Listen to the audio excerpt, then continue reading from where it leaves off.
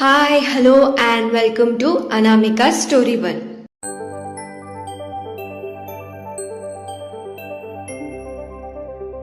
ఇవాళ మనం వినబోయే కథ మీరా, చాప్టర్ 141.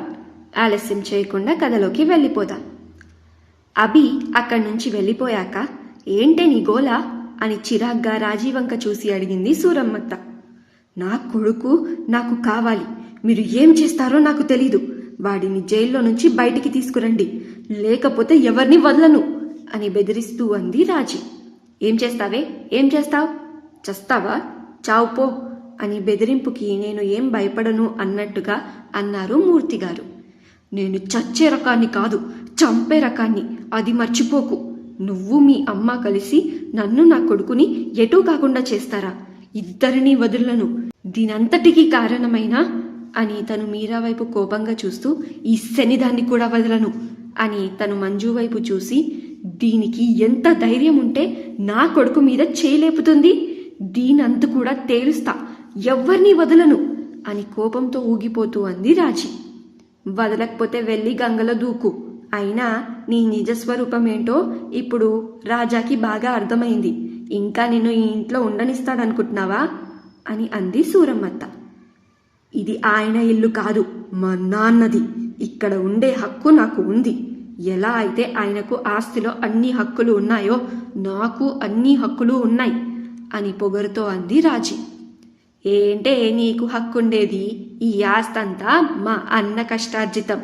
ఆయన ఎప్పుడో ఈ ఆస్తిని నా మనవడు మనవరాలైన చక్రి ఇంకా మీరా పేరు మీద ఆ ఆస్తంతా రాయించేశారు.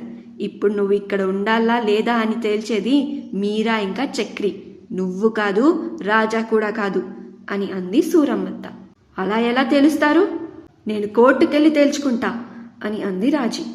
నీ ఇష్టం ఉన్న చోటికి వెళ్ళు, కానీ ఇంకోసారి ఇలాంటి పిచ్చి పిచ్చి వేషాలు వేస్తే మాత్రం నేను నిన్ను చంపేస్తా, పోలోపలికి అని కోపంగానే అన్నారు మూర్తిగారు. కోపంగా అక్కడి నుంచి వెళ్తున్న రాజీని చూసి, నేను నీకు ముందే చెప్పాను కదా రాజీ, దొంగ ఏడుపులు ఏడ్చి ఏడ్చి ఈరోజు నీ నిజస్వరూపం బయటపడ్డాక నీ నిజమైన ఏడుపుని కూడా మీ అన్నయ్య పట్టించుకోలేదు. మీ అన్నయ్యే కాదు, ఇంట్లో ఎవ్వరూ పట్టించుకోలేదు. ఇంతకింత అనుభవిస్తావని అన్నాను కదా. ఇప్పుడు ఆట మొదలైంది, చూస్తూ ఉండు. ఎలా అయితే నా కూతుర్ని సాధించావో, దానికి జీవితం లేకుండా చేయడానికి ప్రయత్నించావో, అలాగే నీకు కూడా అవుతుంది. ఇది ఒక తల్లి గుండెల్లో నుంచి వస్తున్న మాటలు, ఖచ్చితంగా జరిగి తీరుతాయి. ఒక తల్లి శాపానికి ఆ కృష్ణ పరమాత్మ అంతటి వాడే బాధని భరించాల్సి వచ్చింది. నువ్వెంత అని అంది సీతాలక్ష్మి. అది చూద్దాం, నాకు జీవితం లేకుండా పోతుందా లేదా నీ కూతురికి జీవితం లేకుండా పోతుందా అని. పెళ్లి పెట్టుకున్నారుగా, రానివ్వండి పెళ్లి వాళ్ళని. పెళ్లి ఎలా జరుగుతుందో నేను చూస్తా అని కోపంగా అంది రాజీ. ఏంటే నువ్వు చూసేది బోడి, పోలోపలికి అని అంది సూరమ్మత్త. కోపంగా అందర్నీ ఒక చూపు చూసి అక్కడి నుంచి వెళ్ళిపోయింది రాజీ. రాజీ వెళ్ళిపోగానే మూర్తిగారు రాజారావు గారి దగ్గరికి వచ్చి, నన్ను క్షమించు బావా, ఇది ఇంతకి తెగిస్తుందనుకోలేదు. నేను ఇప్పుడే దీన్ని ఇక్కడి నుంచి తీసుకెళ్ళిపోతాను అని అన్నారు మూర్తిగారు. అది ఇక్కడి నుంచి వెళ్తే మాత్రం మీరాని ఏం చెయ్యదు అన్న నమ్మకం ఏంటి బావా? అయినా నువ్వు క్షమించమని అడగడం ఏంటి? నువ్వేం తప్పు చేయలేదు కదా. నా చెల్లి చాలా మంచిది అనుకున్నాను. ఇన్నాళ్ళు అదే భ్రమలో ఉన్నాను. కానీ ఈరోజు ఆ భ్రమలో నుంచి బయటికి వచ్చేసా. అసలు అది మనసులో ఇంత పెట్టుకుందని ఎప్పుడూ అనుకోలేదు అని నిరాశగా అన్నారు రాజారావు గారు. రే రాజా, మనసు చిన్నగా చేసుకోకురా. ఏది జరిగినా అంతా మన మంచికే జరుగుతుంది. మీరా ఇంకా మంజు బతుకులు బుగ్గిపాలు కాకముందే మనకి అన్నీ తెలిసిపోయాయి. రేపు మన మీరా తల్లి నిశ్చితార్థం రా, ఆ ఏర్పాట్లు చూడు అని అంది సూరమ్మత్త, ఇంట్లో ఉన్న అందరి దృష్టి మళ్లించడానికి. నిశ్చితార్థం అని వినగానే రాజారావు గారికి రేపు మీరా నిశ్చితార్థం అని గుర్తుకు వచ్చింది.